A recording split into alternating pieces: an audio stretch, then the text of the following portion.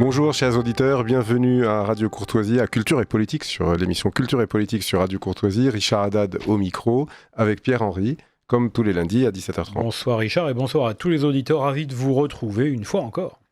Alors au programme aujourd'hui, programme chargé, parce que l'actualité est chargée. La mort bien sûr de Charlie Kirk, donc... on dit influenceur, je n'aime pas trop ce mot. Enfin, polémiste, c'est un polémiste, un intellectuel américain, un débatteur, jeune américain de talent, assassiné hier dans une université lors d'un... On précise aux auditeurs qui nous écoutent le lundi que nous avons enregistré hier, le jeudi 11 septembre, donc bien évidemment on n'aura que les éléments dont on dispose à l'heure où on enregistre, et pour le moment, eh bien, on n'a pas de suspect arrêté et on n'en sait pas encore, plus. En tout cas. Encore. Et donc c'était mercredi, oui, absolument. Et puis, deuxième sujet, la France, le sujet français. On va balayer un peu ce qui s'est passé le 10 septembre. Oui, bloquons tout, bloquons plouf. Oui, puis l'éternelle fausse droite et l'union... et son union impossible face aux égos des uns et des autres. Nous en parlerons. Mais dans le sujet de ce pauvre Charlie Kirk, il y a aussi la désinformation, parce qu'il est un peu la victime de la désinformation et de l'agression verbale de la gauche et de l'extrême gauche. J'en ai assez, moi, personnellement, que l'on accuse toujours l'extrême gauche. C'est aussi la gauche. La gauche, quelle qu'elle soit centriste, la gauche tout court, la gauche extrême, l'extrême gauche, peu importe, ils sont tous pareils. Et leurs agressions verbales finissent toujours par des agressions physiques et puis après par des meurtres. Et je dis toujours, parce que je vais énumérer là le nombre de victimes depuis des décennies de cette gauche. Et j'attends que l'on me montre une seule victime de gauche de la part de la droite. Je parle de victimes de personnalités politiques, de premier plan.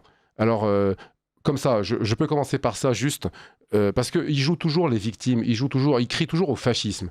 Enfin, fascisme, depuis Mussolini, très honnêtement, je n'ai pas vu une personnalité de gauche assassinée. Alors, Staline n'a pas été assassiné, le seul qui a été assassiné, c'est Trotsky, mais par un autre communiste. Hein. Je n'ai pas vu des personnalités de gauche, dirigeants de pays, dirigeants de partis politiques, se faire assassiner par la droite ou l'extrême droite, depuis très très très longtemps. Le seul exemple dont on nous rebat les oreilles, dont la gauche nous rebat les oreilles tout le temps, il faut aller le chercher dans les années 70. Oui, c'est Chili, c'est Allende. Oui, c'est leur héros, oui. Allende qui était un criminel, Allende. Mais passons, admettons, allez, Allende. Vous voulez que je fasse la liste, là, les tentatives de meurtre et les tentatives d'assassinat. Le dernier, c'est Donald Trump, avant Charlie Kirk, donc qu'il a échappé à 1 centimètre. Donald Reagan a été touché, il a failli mourir. Le pape Jean-Paul II a été touché, il a failli mourir. Si on remonte un peu plus loin dans les assassinats, on a, même dans le monde arabe, il n'y a jamais d'assassinat de chefs de file arabes anti-occidentaux.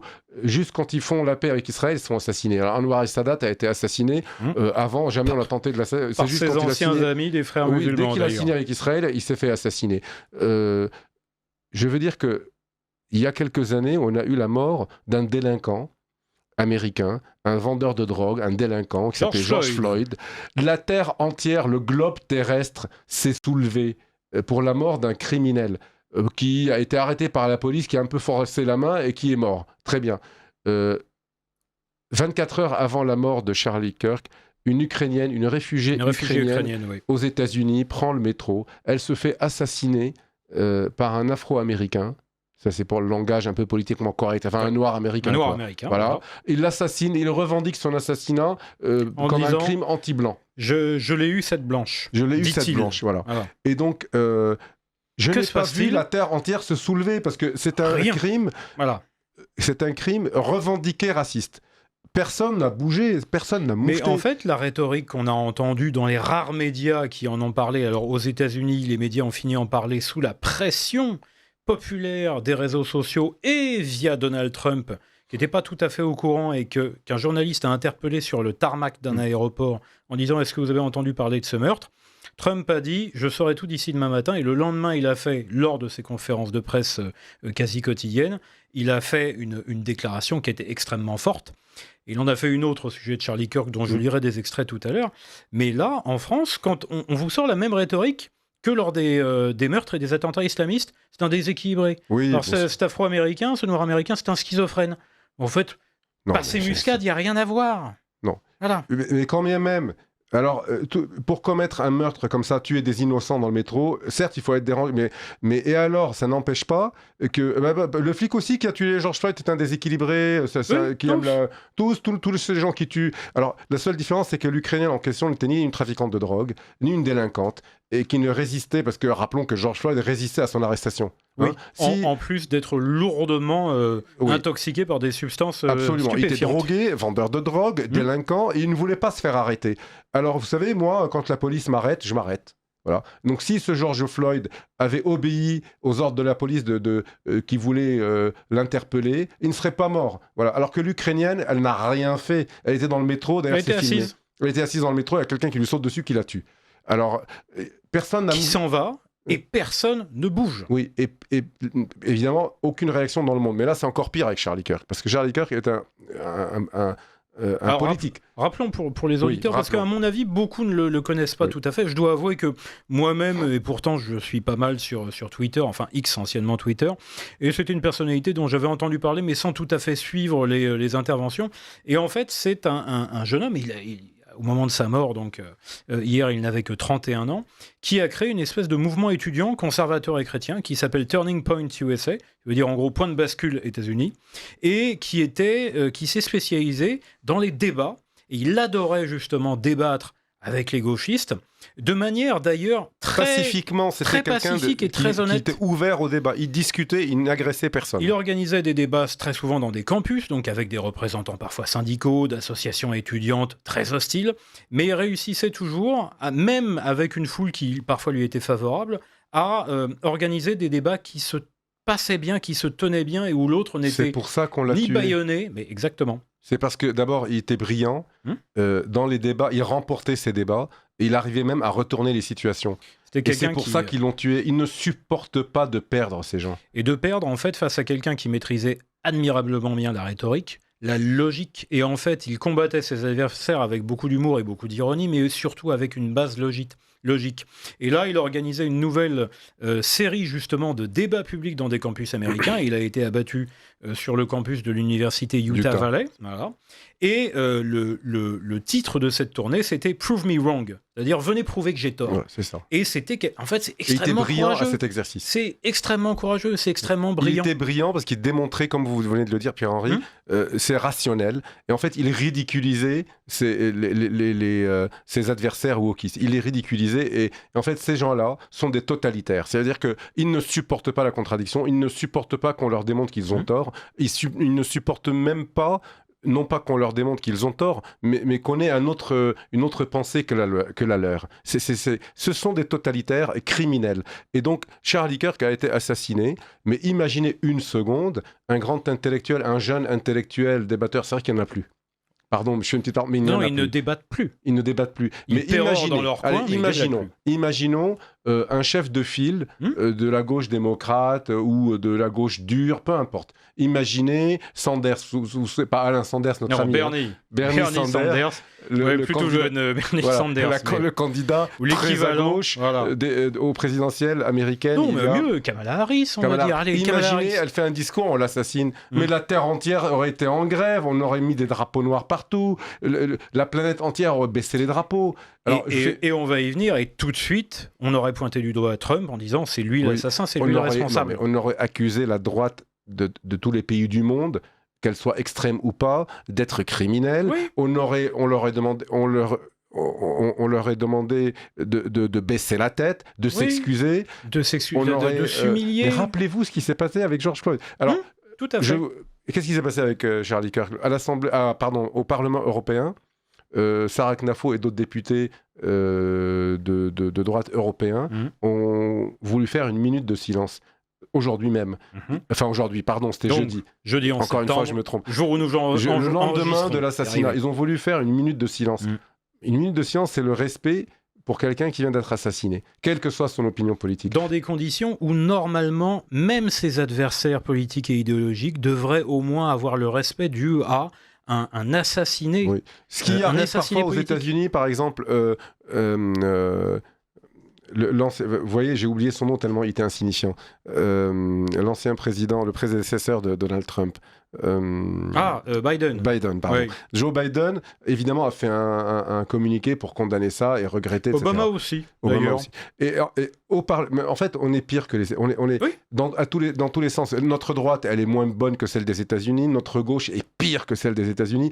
Et vous voyez, au Parlement européen, non seulement la gauche ne s'est pas levée, mais pire encore, elle a chahuté pour casser la minute de silence. Ça me rappelle un peu, ça me rappelle l'heure de vérité avec Jean-Marie Le Pen, lorsqu'il s'est levé pour les victimes du communisme. Qui peut nier qu'il y a eu des victimes du communisme et l'espèce de journaliste, cette espèce allez, je ne vais pas dire de gros mots à l'antenne, et qui a commencé à parler exprès pour casser la minute de silence. Vous vous souvenez de ça? Absolument, c'était l'heure de vérité. Les extraits existent sur l'INA et sur Internet. Mais c'est aussi la même chose que, je suis désolé, les petits musulmans qui interrompent les minutes de silence qui ont été faites très officiellement dans les établissements scolaires pour Samuel Paty et autres. C'est très exactement la même chose, la même mentalité. Enfin, ça démontre quand même le niveau de ces gens. Ça démontre ce qu'ils vont faire de nous si jamais ils arrivent au pouvoir. Ce sont des ennemis inexpugnables qui veulent notre mort, point. Ce sont des assassins potentiels. Ceux qui ne le sont pas encore le sont potentiellement. Parce que je peux vous assurer, alors moi j'ai entendu, on va en revenir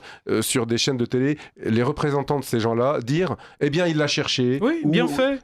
C'est de la faute de Trump. Ça veut dire quoi? Ça veut dire que ces gens-là, qui pour le moment sont des députés ou des journalistes ou des intellectuels, le jour où ils sont au pouvoir, légitime. Quand leurs bras armés, quand leurs miliciens voudront nous assassiner ou nous exécuter parce qu'ils seront au pouvoir, ils valideront. Voilà ce qui nous attend. J'aimerais quand même citer donc une partie de la déclaration de Trump au soir du mercredi 10 septembre, donc jour de l'assassinat de Charlie Kirk. Il déclare, et en fait je trouve que c'est extrêmement bien formulé, « Il est grand temps que tous les Américains et les médias prennent conscience du fait que la violence et le meurtre sont la conséquence tragique de la diabolisation de ceux avec qui vous êtes en désaccord jour après jour, année après année, de la manière la plus haineuse et la plus méprisable qui soit. Pendant des années, les radicaux de gauche ont comparé de merveilleux Américains comme Charlie aux nazis et aux pires meurtriers et criminels de masse du monde.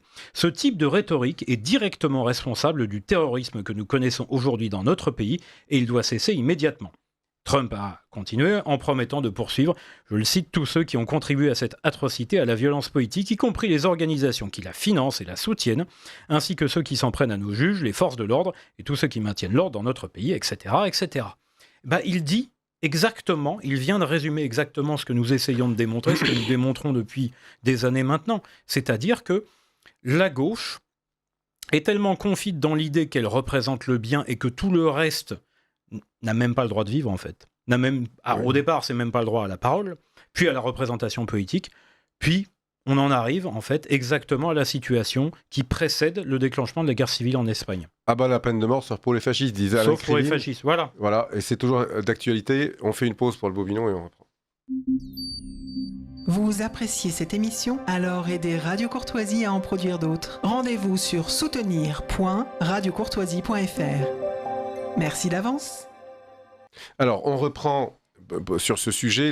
Moi, je tiens à évoquer la désinformation. Alors, aux États-Unis, on a 24 heures avant l'assassinat de Charlie Kirk, une journaliste américaine qui le déteste, qui travaille sur un média américain qui s'appelle Jezebel. Oui. Elle a publié une tribune 24 heures avant sa mort, dans laquelle elle raconte avoir acheté des sorts, de la sorcellerie, des sorts, à l'encontre de Charlie Kirk. Non, plus que ça. Elle dit, l'article est intitulé « Nous avons payé des sorcières pour maudire Charlie Kirk ». Elle détaille les tribulations de ce qu'elle a fait. Elle dit ces sorts seraient des malédictions adaptées pour stopper cet influenceur, qu'elle appelle influenceur.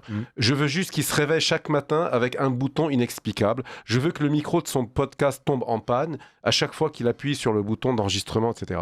Et en fait, et après, une fois qu'il est mort, elle dit « Ah, mais nous ne voulions pas qu'il meure. » Mais en fait, ils appellent... vous savez, quand vous traitez quelqu'un, vous le qualifiez de diable. Il ne faut pas s'étonner que quelqu'un... Si vous ne le tuez pas, il ne faut pas s'étonner que quelqu'un prenne la mission en main, en Exactement. fait. Puisque vous avez désigné le mal absolu. Lorsqu'on dit Donald Trump est un nazi, eh ben, tout nazi doit être exécuté en principe. Eh bien, il ne faut pas s'étonner que quelqu'un essaye de le tuer, parce que cette personne qui essaye de le tuer, elle se croit tout à fait légitime, puisqu'on lui dit que c'est le diable, que c'est un nazi. Alors, il y a mieux, ça c'est aux États-Unis, mais en France... En France, vous avez une quantité d'intellectuels ou de professeurs. Alors, je leur enlève le titre d'intellectuel parce que leur niveau, leur QI ne dépasse pas les 80. On met beaucoup de guillemets. Voilà, donc c'est vraiment des... Alors, c'est facile de venir réciter comme les témoins de Jéhovah, des éléments de langage et des... vous savez, il y a le livre formules rouge, et des slogans. Voilà, les livres rouges du militant d'extrême gauche. Déguisé en professeur, en intellectuel, alors qu'il apprend par cœur son petit livre rouge et vient le réciter. Et donc, et vous avez des pseudo-professeurs à Sciences Po et ailleurs. Allez, je vais citer un au hasard. Pascal Perrineau. L'ancien directeur du CEVIPOF. Alors, bien sûr, directeur du CEVIPOF. Voilà, ils sont directeurs d'instituts comme ça, qui sont subventionnés par l'État, qui leur servent d'outils de propagande pour venir... Alors, ce monsieur n'est rien du tout, il est juste un militant d'extrême gauche. C'est comme ça, c'est ça qu'il est. C'est un charlatan. Parce que ce monsieur vient nous expliquer sur une chaîne public, une fois de plus, payé par nos impôts, que lui, le spécialiste, le politologue, vient nous expliquer que les États-Unis ne sont plus une démocratie. Voilà. Et pourquoi Parce qu'il a été, lui, d'ailleurs. Alors, il dit, je sais de quoi je parle, parce que j'y étais il n'y a pas longtemps. Reporter de guerre. Hein. Voilà, et puis je me suis rendu compte qu'on arrête les gens dans la rue, et puis ils disparaissent, on ne sait pas ce qu'ils deviennent. Alors, aux États-Unis, vous faites arrêter dans la rue, et vous disparaissez dans un goulag au fin fond du Texas. Enfin, je veux dire que comment peut-on sortir des choses comme ça ? Eh bien, non, si on les sort en France sur les chaînes publiques. Et ce type ose se prétendre professeur, politologue et intellectuel. Sans aucun rappel à l'ordre, d'ailleurs, des autorités supérieures comme l'ARCOM. Mais nous avons tous les deux, Richard, entendu le même extrait délirant qui a eu lieu sur le plateau de LCI, de la chaîne LCI, pour commenter l'assassinat de Charlie Kirk, avec deux intervenants extrêmement réguliers qui d'habitude cantonnent leur domaine de compétences. Deux charlatans, deux mythomanes. La chaîne, le plateau de LCI avec Monsieur Rochebain, qui a des airs comme ça, qui est l'animateur de l'émission, qui a des airs de grand animateur à la CNN, etc. En fait, il ne maîtrise pas son plat. D'abord, il faut qu'il sélectionne mieux ses invités, parce qu'il a une brochette de charlatans, de mythomanes, qui racontent n'importe quoi. Il est là, ces gens-là font des appels au meurtre, racontent des bêtises, comment dire, tout ça c'est de la malhonnêteté intellectuelle, parce qu'ils racontent des choses inexactes.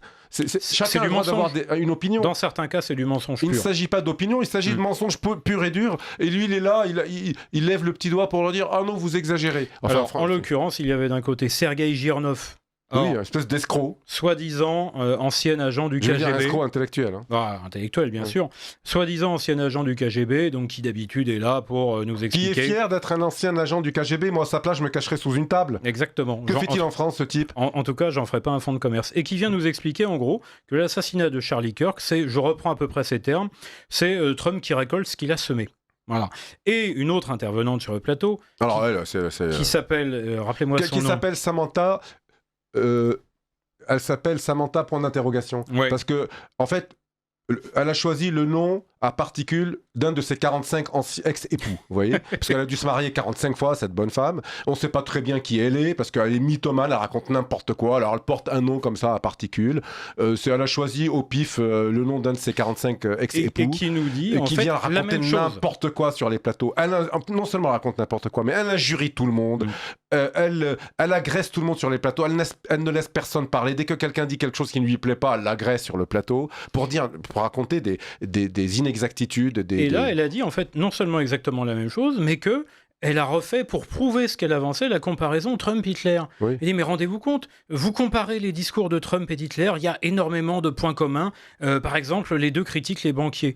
Heureusement, de l'autre côté du plateau, a sauvé un petit peu l'honneur de la profession et de l'honnêteté intellectuelle, Guillaume Roquette. Oui, Guillaume Roquette, qui est l'alibi qui s'est quand même un peu énervé. On l'invite pour montrer qu'il n'y a pas que des pseudo-intellectuels qui sont en fait des militants d'extrême gauche. Mais en fait, voilà, il a quand même sauvé l'honneur. Il s'est un peu énervé en disant, écoutez, madame, moi aussi je critique les banquiers. Vous êtes en train de dire que moi aussi je suis comme Hitler, donc je suis hitlérien. Et on a, en fait, il n'y a aucune maîtrise du plateau, comme vous le dites. C'est à Darius Rochemin de dire stop. C'est à Darius Rochemin de ne plus les réinviter. Puis c'est à l'Arcom de sanctionner cette chaîne. Tout à fait. Je monte le volume là un peu parce que ça suffit.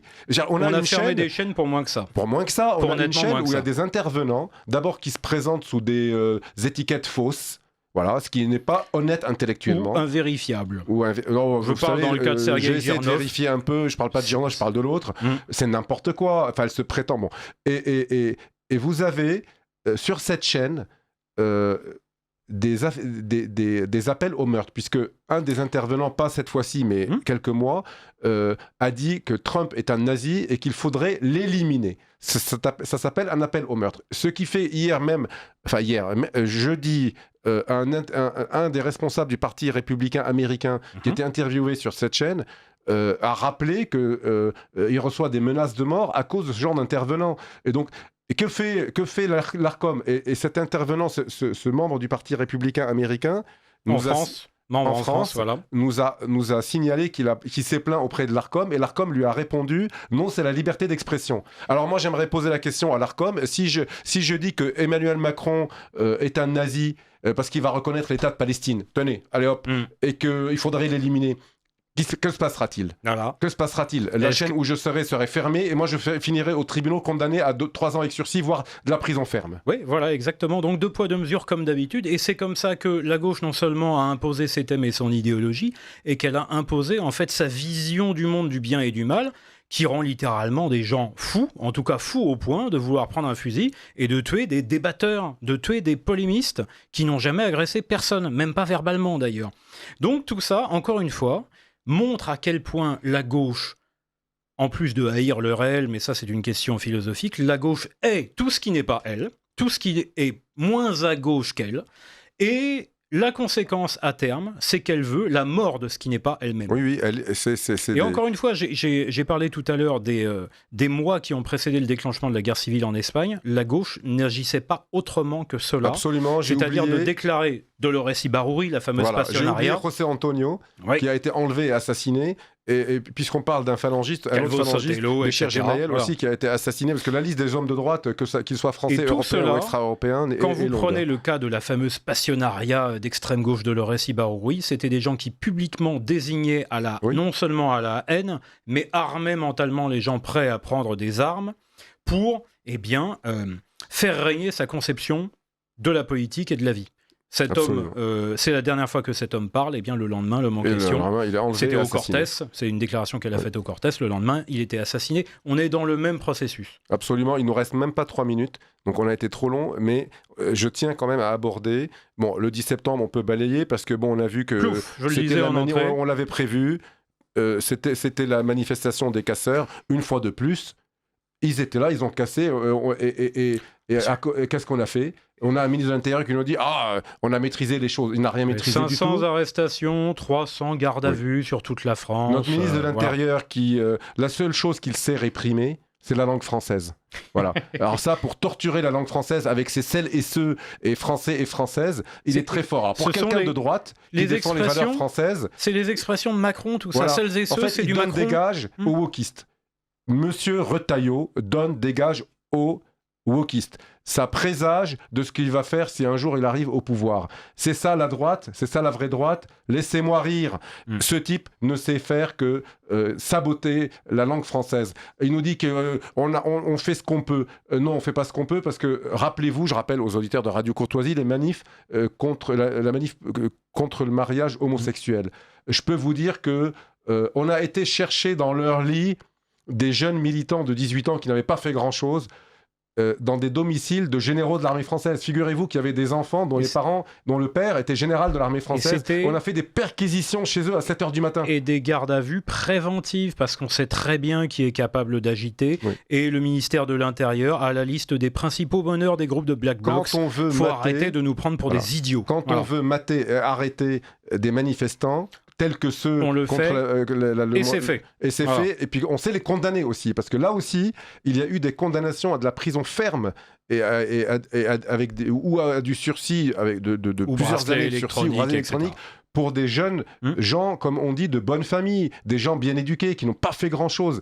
Et ça, on a su les mettre en prison. Et là, on voit donc des manifestants qui cassent tout, et la police à côté qui n'ose même pas aller les attraper par le col. Voilà. Donc c'est, voilà, encore une fois, la fausse droite, avec ses fausses propositions, son manque d'ambition.